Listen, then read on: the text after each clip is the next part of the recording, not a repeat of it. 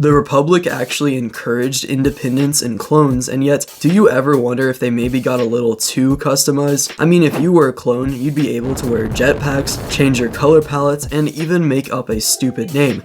I mean, Commander Hound. Really? But today I'll be going over all the clone commanders and important warriors who are the most dripped out, including a bunch of new and obscure ones from Legends and the Clone Wars, and actually it turns out that there were even some clones that wore Jedi robes themselves. Master Yoda, thank goodness you're safe.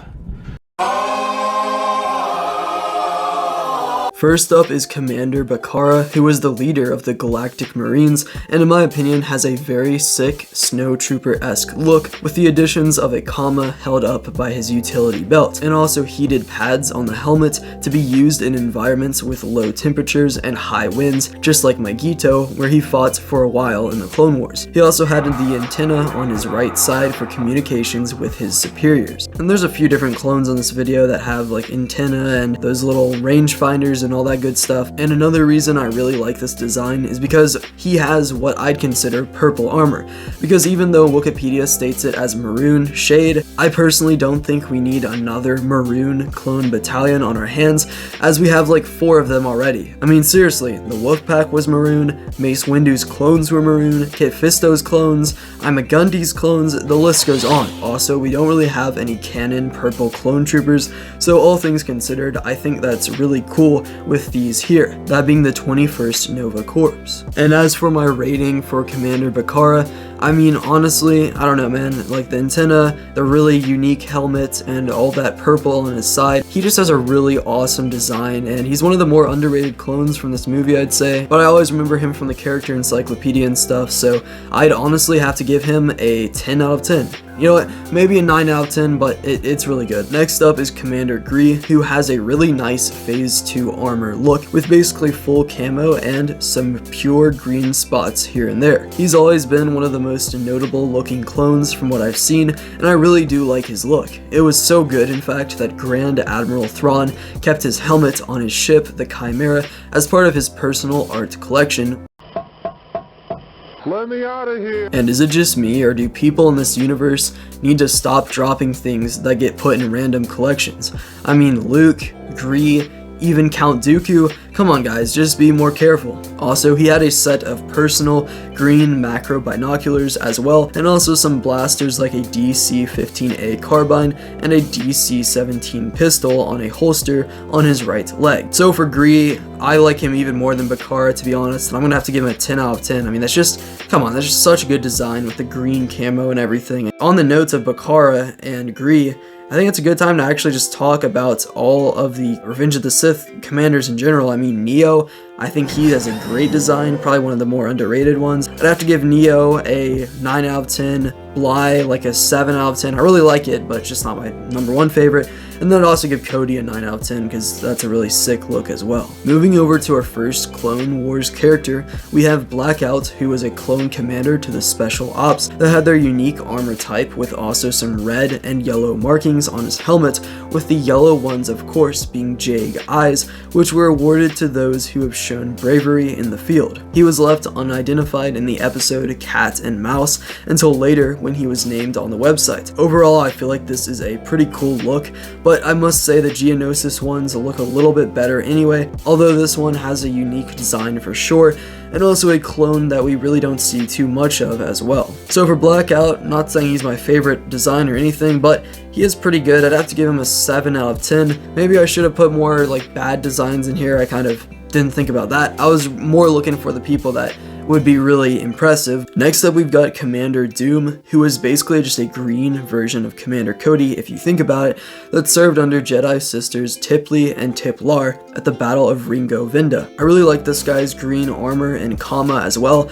as the yellow markings and yellow triangles on his helmet and chest plate, similar to the rest of his company, which also had yellow in their armor. Similar to Commander Cody, Doom also had a visor and then also a flashlight and antenna. By the battle, Battle of Ringo Vinda, Commander Doom had his armor heavily battle scarred, and this led to a more dirty, war-torn look. Also, he had 2 holsters for the identical blasters he used to great effect, and he was actually based off of Dr. Doom from Marvel, which is a really cool fact that I didn't know before, but looking back on it, I feel pretty stupid for not seeing. So yeah, basically this is just a Dr. Doom clone trooper, and I really do think that the green and gray with a splash of yellow make for a very unique clone design that I don't mind that much. Now, even with those praises out of the way, I mean, I guess I'll give him a 7 out of 10. It's really not my favorite color combination in the world, like green and yellow, but hey, if you like it, then this is probably a good clone for you. So for this next section, I'm going to just briefly go over some random designs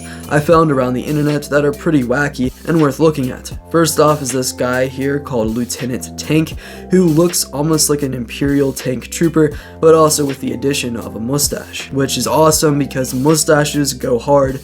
Changed my mind. Also worth mentioning is this blue airborne trooper here with multiple bandoliers of ammo thrown across his armor. And also, I'll be linking this guy called Honnid on Instagram in the description, who has made some really cool clone designs that are definitely worth checking out, like Anakin's Outriders, Clone Medic Kello, or even this funny piece with Qui-Gon and his clone commander chilling out. Oh, and I didn't even realize that this is actually the same guy that made that art of Mayday, which I put in one of my other thumbnails. Back to the more notable clone generals is Commander Monk, who had 2 designs to actually look at. The first is a less notable one from the Legends comic Star Wars The Clone Wars Gauntlet of Death, which shows Kit Fisto and him helping out some owl people. And not only that, but this is one of the few Star Wars comics I've actually read, and I kind of have a reputation for liking Kit Fisto a lot, so you can probably get why I chose this one. Anyway, in this comic, Monk appears in his Phase 1 armor along Kit Fisto, which is literally just light green markings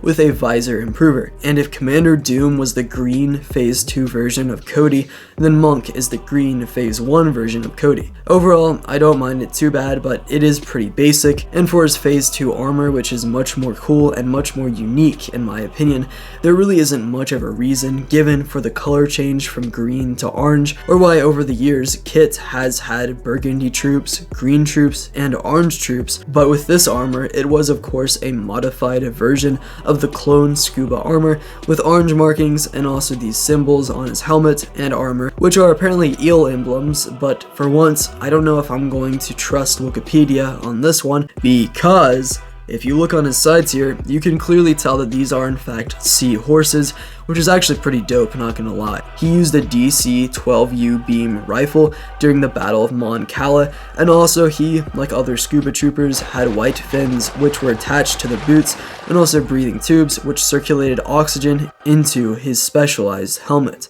Overall, I like this look, especially with the mixture of dark color with a orange and dark yellow color scheme. And this on top of the cool armor design makes an overall cool clone trooper. So for his rating, I mean, I don't know, he's not the best, but I do like the orange and I like the scuba armor, kind of cool. So I'm gonna go with an 8 out of 10 on this one. I also wanted to mention the Captain Rex snow outfit from the season 1 episode called Trespass, which was a customized version of the clone cold assault trooper, like these 501st boys that were deployed on Orto Plutonia. The armor had additional thermal seals and insulated flaps, and overall shared similarities to the Imperial snow trooper in armor design, which makes sense as it was probably modeled after this one. I like this armor for Rex pretty good, and I must say that the blue Jaga eyes on here look pretty good. Also, I must mention that this art I found on a website which imagines a variation of this armor, which I think looks pretty sweet as well, even if it is very unrealistic. So for the Rex snow ratings, I'd have to give his actual snow armor about a 8 out of 10 as well.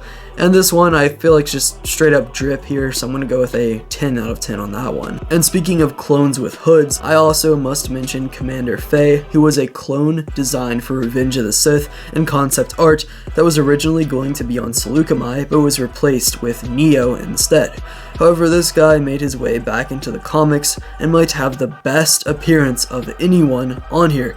I mean, seriously, that hood and cloak with the small eye visors goes so hard. And also, this guy had a very cool background being a by-the-books clone commander under Quinlan Voss, who was not so by the books himself, and he would actually be struck down by Quinlan when he tried to burn down a Wookiee village during Order 66. So for his rating, I'm gonna go with a 10 because, like, I don't know, man, he just looks so... Another clone that looks just like Faye is Commander Keller, who actually wore Jedi robes and was from Legends, being inspired by Commander Faye's design. Also, he had blue and brown paratrooper armor and commanded a special group of clone marines. So for him, I'm actually going to go with a 9 out of 10 just because I don't think he's quite as good as Faye, but I do love airborne trooper helmets, and the Jedi robes like surprisingly fit on the clone very well. Probably because of that scene with Obi-Wan from the 2D show that's ingrained in my head, but yeah. Lastly for the video is Comet, who was only a corporal but worth mentioning nonetheless. And I really enjoyed his Phase 2 armor, which had a unique set of markings on his helmet, as well as a jetpack, which he utilized at Kadavo. Also on Vancor, he helped Rex rescue Anakin and Mace Windu from the aftermath of some explosive helmets on the ship. Okay, for our last rating, Comet is pretty cool. I'm gonna give him an 8 out of 10, but I also saw this design which looks at him with a airborne trooper helmet, so that one's also pretty cool. So I'm actually drinking a Sprite cranberry while recording this video because, as you guys know, I do the no sugar diet. Been doing it all year, and yet, in my opinion, Sprite cranberry in November and eggnog in December is a tradition that cannot be broken. But anyway, that's it for this video. You can subscribe if you want to.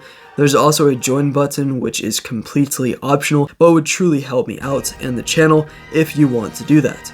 Also, I'm doing a face reveal at 10k subs, so spread the word for that, unless I'm going to do it by the end of this month, which we'll see what happens. I don't even know anymore, but these types of videos come out every Friday at 5 o'clock p.m. Eastern Standard Time, and I also post shorts on Saturday. But yeah, see ya.